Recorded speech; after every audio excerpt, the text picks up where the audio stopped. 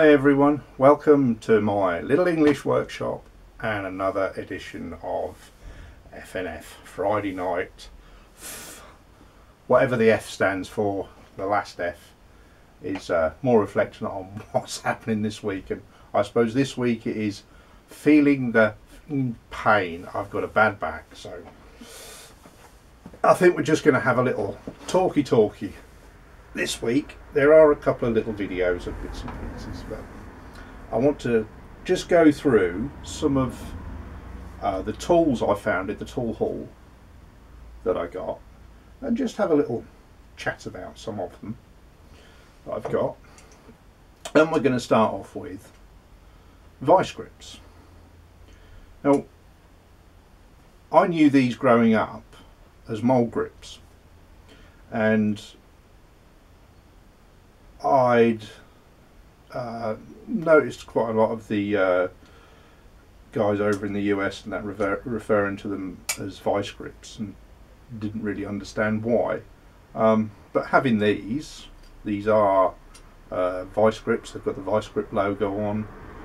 These came in the tool haul. They were quite rusty and I've cleaned them up. They've come up quite nice. And these were made by Peterson manufacturing company. I don't know if that's DeWitt or Dewitt, Nebraska, USA. So I had a little look into what that was about. Oh, a little bit of reminder paper. So these were invented by a guy called William Peterson. I think the first patent he got was some say 1921 and some say 1924, but anyway, it was quite early on that he got the first patent on these. And yeah, there were millions, thousands, millions, I don't know, loads of these made, and there was a lot imported to the UK as well during the war years, from what I understand. But in around 1955 there was a guy named Thomas, I think it's Coftree, correct me if I'm wrong on that, who developed the UK version called Mole Grips. I think that was the name of the company, Mole Manufacturing Company or something like that, when they were in Newport in South Wales. So that was around 1955 we got the UK version of these, which were called Mole Grips. So there's a little bit of history. I'm going to put some links in to where I found the history on these. If I can figure out how to do it, I'll put it up top here. If not, it'll be down in the description. But I found that quite interesting. Have a look at it if you want. So that's them. Also in there, some kind of interesting. I've got a cold chisel and a punch footprint brand, and that's quite a desirable brand, I suppose they are. Footprint, they're quality tools, so there's some nice stuff. So the guy did have some nice tools, some very nice tools. But these two were also in there, and I kind of think these are possibly quite old and blacksmith made, especially this one. This one here is just a little cold chisel, and it's got some unusual markings on it. I'm not sure if that will show up what's on there. Anyway, so it's got like this double X, and whether that's a quarter or what, I don't know what that symbol is up there. But this one's really old, beaten up, probably been hammered on a lot, probably been pitted with rust, and I cleaned it up. But it's got like a knurling pattern on each side there, and it's only on those two sides. And the way it looks on there, it's meant to be on there. It's not as though it's been clamped in the vise and that's give the mark on there. It looks as though it's meant to be. But I wonder how old that is. Who knows? They were a little bit interesting.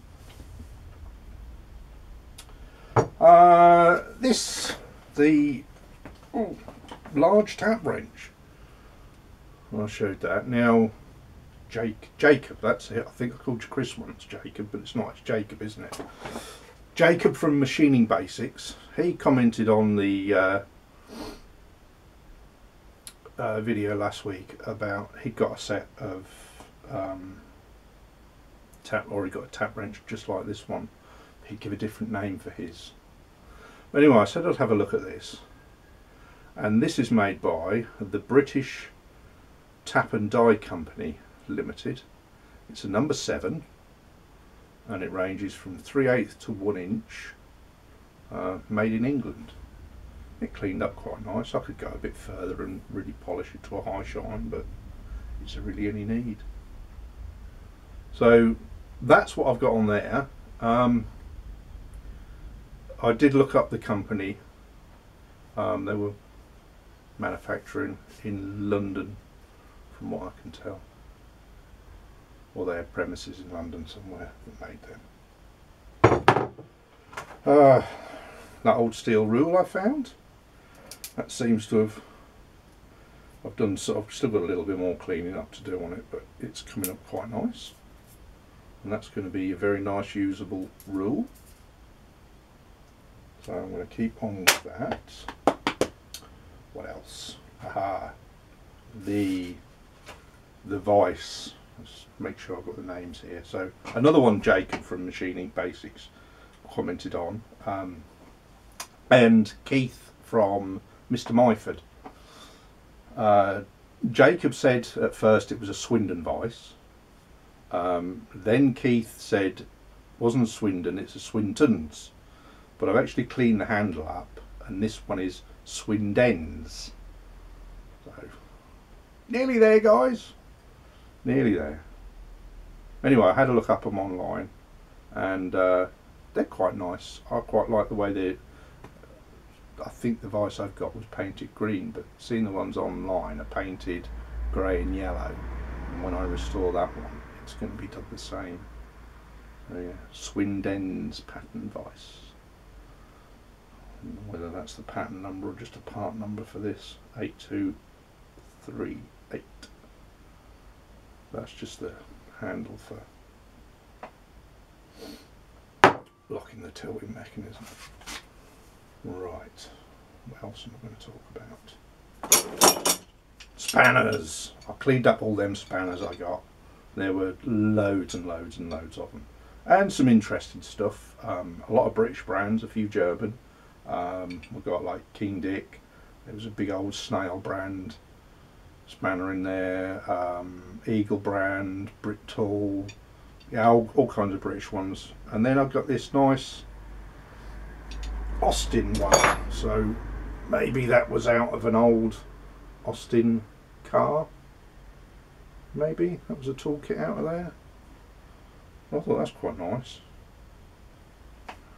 And there's a little video coming up of tool abuse. I cut some up.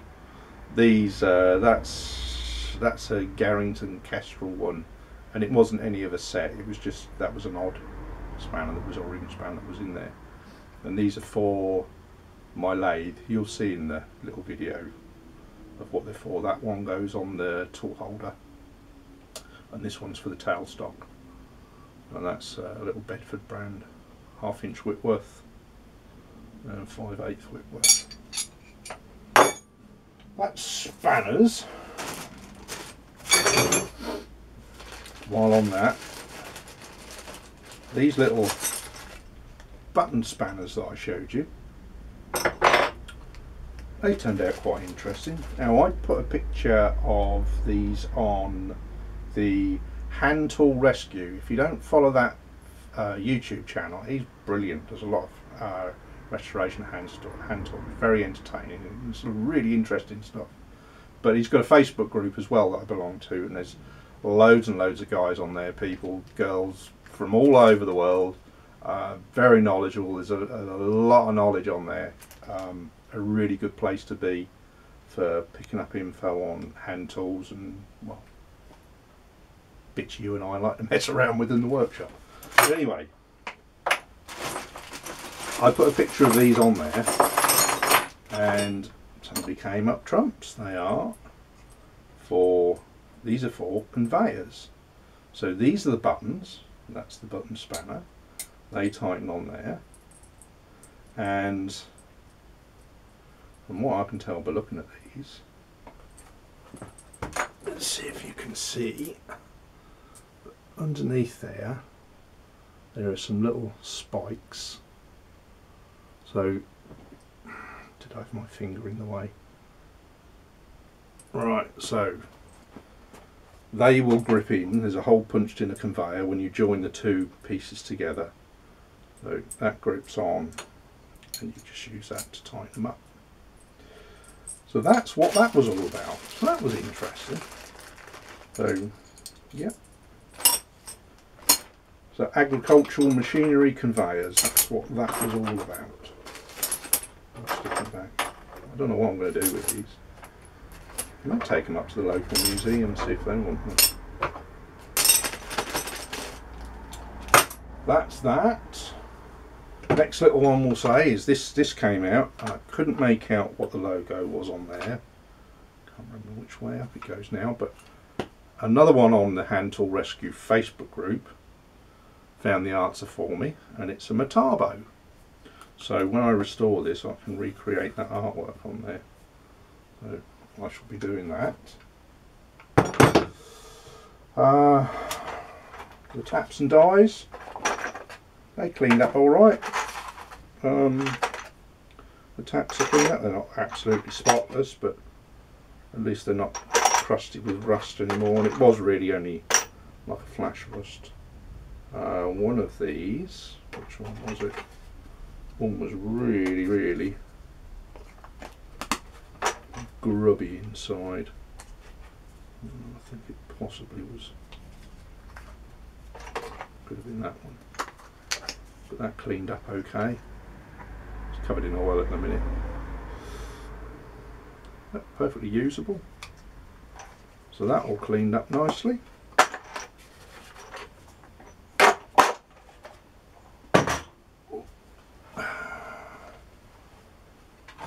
Next little item, there was a little axe, or a little hatchet, that was in there. Took the handle off. It was got a couple of old screws in there, hold it together, which I didn't like too much, so I'm going to put a new handle on it, and I've been polishing it up. But it's got a little snail logo on, and a number 58 with a 1. There's 58 above the snail and number 1 below, and I don't know what those numbers referred to. Somebody did suggest weighing it, but that's not 58 ounces. That'd be quite heavy for a little hatchet. If you can see that.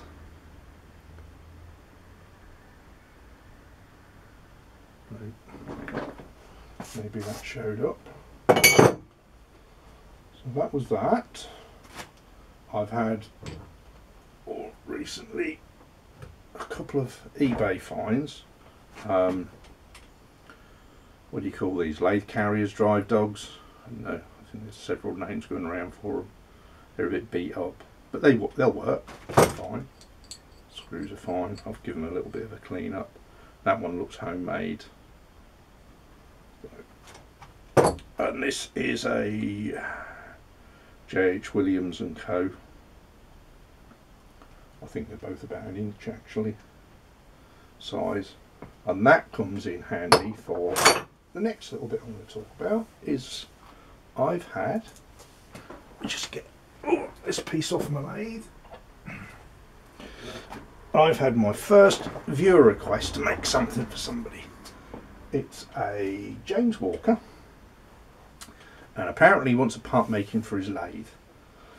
So all I've got to do, this is 20mm steel. It's actually that EN8 I've got.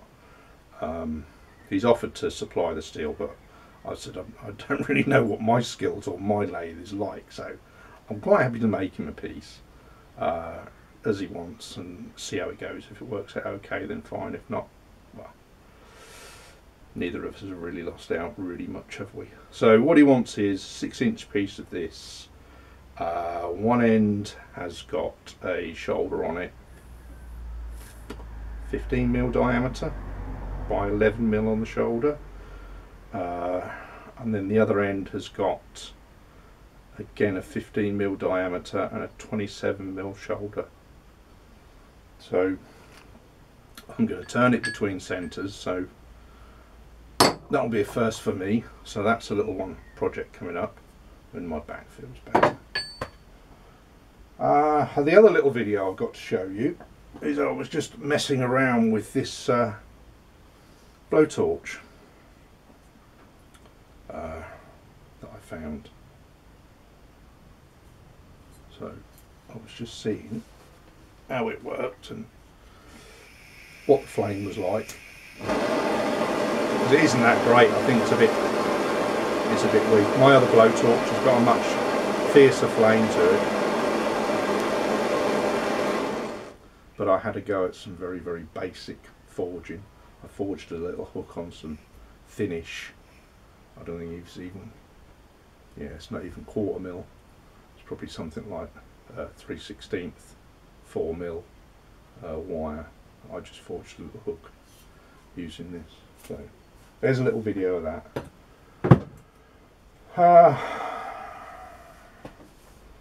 Ain't nothing else much to report. Back to Vises again. I suppose the Marples Shamrock Vise, I've ordered in a couple of new jaws because the back jaw on that is missing, so I'm going to put 2 new jaws on that when I clean that one up. So, oh, my hammers. Let's turn you around. Have a look at my drill. And I've hung the hammers. There's some on the other side as well. I've hung them on there, nicely cleaned up. So they came up a treat. I might put a few picks in as well of the spanners that are cleaned up as I've got them laid out and the hammers cleaned up. So I think that is going to be it for this week, apart from the 2 little videos that are coming up. So, hoping my back's better for next week and I'll get something done.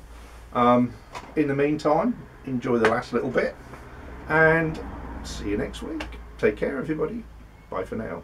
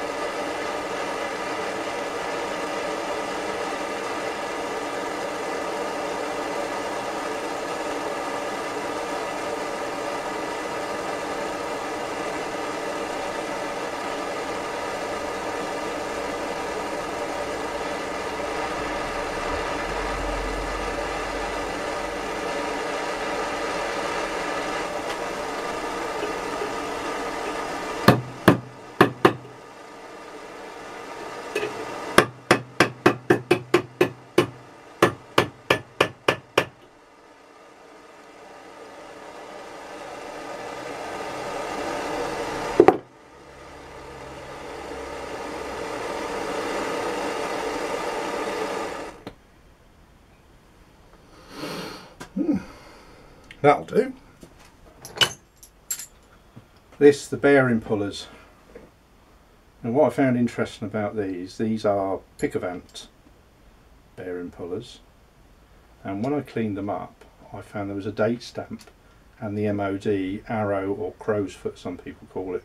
It's got the 1945. So whether that's going to show up. Again, if it doesn't, I'll put a photo in.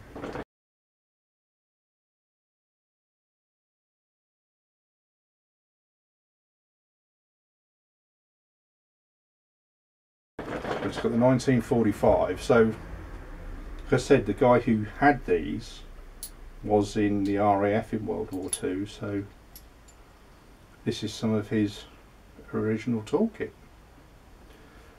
So,